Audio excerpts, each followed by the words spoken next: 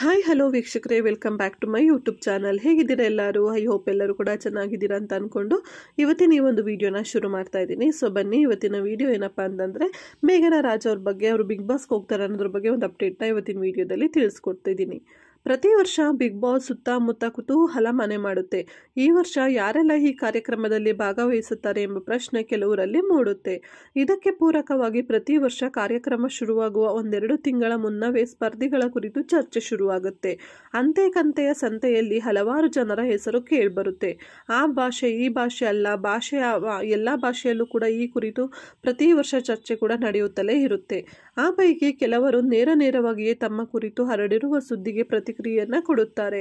Big ಬಾಸ್ನಲ್ಲಿ ಭಾಗವಹಿಸುತ್ತಿರುವ ಪ್ರಶ್ನೆಗಳಿಗೆ ಉತ್ತರವನ್ನ ನೀಡುತ್ತಾರೆ. ಸುಮ್ಮನೆ ತಮ್ಮ ಹೆಸರನ್ನ ಹೇಳಿದು ತರದಂತೆ ಮನವಿಯನ್ನ ಮಾಡಿಕೊಳ್ತಾರೆ. ಇನ್ನು ಕೆಲವರು ಬಿಗ್ ಬಾಸ್ನಲ್ಲಿ ತಾವು ಭಾಗವಹಿಸುತ್ತಿರುವ ಸುದ್ದಿಯನ್ನು ಕೇಳಿ ಕೆರಳಿ ಕೆಂಡವಾಗುತ್ತಾರೆ.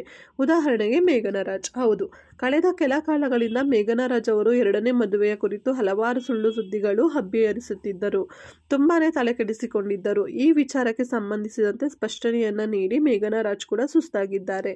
ಆದರೂ ಈ ಎರಡನೇ ಮದುವೆ ಸುತ್ತಮುತ್ತ ಸುದ್ದಿಗಳು ಇನ್ನೂ ಕೂಡ ಚಾಲ್ತಿಯಲ್ಲಿದೆ. ಹೀಗಿರುವಾಗ ಇದೀಗ ಕೆಲ ದಿನಗಳಿಂದ ಈ ಬಾರಿ ಬಿಗ್ ಬಾಸ್ ಮನೆಗೆ ಮೇಘನಾ ರಾಜ್ ಹೋಗ್ತಿದ್ದಾರೆ ಎನ್ನುವ ಸುದ್ದಿಯೊಂದನ್ನು ಸೋಷಿಯಲ್ ಮೀಡಿಯಾದಲ್ಲಿ ತೇಲಿಬಿಡಲಾಗಿದೆ. ಹೀಗೆ ತೇಲಿಬಿಡಲಾದ ಸುದ್ದಿ ಮೇಘನಾ ರಾಜ್ ಅವರಿಗೆ ತಲುಪಿದೆ. ತಮ್ಮ ಕುರಿತು ಸೋಷಿಯಲ್ ಮೀಡಿಯಾದಲ್ಲಿ ಹರಿದಾಡುತ್ತಿರುವ ಪೋಸ್ಟ್ ಮೇಘನಾ ರಾಜ್ ಅವರ ಕಣ್ಣಿಗೂ ಕೂಡ ಬಿದ್ದಿದೆ. ಈ ಹಿನ್ನೆಲೆ ಕೂಡಲೇ ಪ್ರತಿಕ್ರಿಯೆಯನ್ನು ನೀಡಿರುವ ಮೇಘನಾ ರಾಜ್ ಈ ಸುದ್ದಿ ಸತ್ಯಕ್ಕೆ ಸಂಪೂರ್ಣ ದೂರವಾದದ್ದು ಎಂದು ಹೇಳಿದ್ದಾರೆ. ಈ ತರಹದ ಸುಳ್ಳು ಸುದ್ದಿಗಳನ್ನು ಹಬ್ಬಿಸಬೇಡಿ, ಯಾರೂ ಇಂತಹ ಸುದ್ದಿಗಳನ್ನು ನಂಬಬೇಡಿ ಎಂದು ಹೇಳಿದ್ದಾರೆ.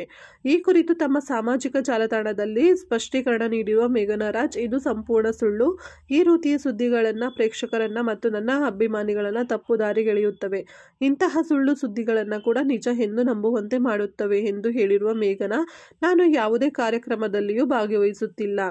ಘನವೆತ್ತ ಸುದ್ದಿ ವಾಹಿನಿಗಳು ಈ ರೀತಿಯ ಸುದ್ದಿಗಳನ್ನು ಹಾಕುವ ಮೊದಲು ಕನಿಷ್ಠ ಪಕ್ಷ ನನ್ನ ಪ್ರತಿಕ್ರಿಯೆಯನ್ನಾದರೂ ಕೇಳಿ ಆನಂತರ ಪ್ರಕಟಿಸಿ ಎಂದು ಹೇಳಿದ್ದಾರೆ.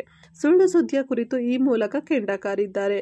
ಇನ್ನು ಮೇಘನಾ ರಾಜ್ ಅವರ ಈ ಪೋಸ್ಟ್ ಅನ್ನ ತಮ್ಮ ಸೋಷಿಯಲ್ ಮೀಡಿಯಾದಲ್ಲಿ ಧ್ರುವ ಸರ್ಜಾ ಕೂಡ ಹಂಚಿಕೊಂಡಿದ್ದು, ಈ ಮೂಲಕ ಮೇಘನಾ ರಾಜ್ ಅವರ ಕುರಿತು ಹಬ್ಬಿರುವ ಸುಳ್ಳು ಸುದ್ದಿಯನ್ನ ಖಂಡಿಸಿದ್ದಾರೆ. ಪರೋಕ್ಷವಾಗಿ ಕಿಡಿ ಕೂಡ ಕಾಡಿದ್ದಾರೆ. ಇನ್ನುಳಿದಂತೆ ಸೆಪ್ಟೆಂಬರ್ 28ರಿಂದ ಈ ಬಾರಿ ಕನ್ನಡದ ಬಿಗ್ ಬಾಸ್ ಕಾರ್ಯಕ್ರಮ ಶುರುವಾಗಲಿದೆ.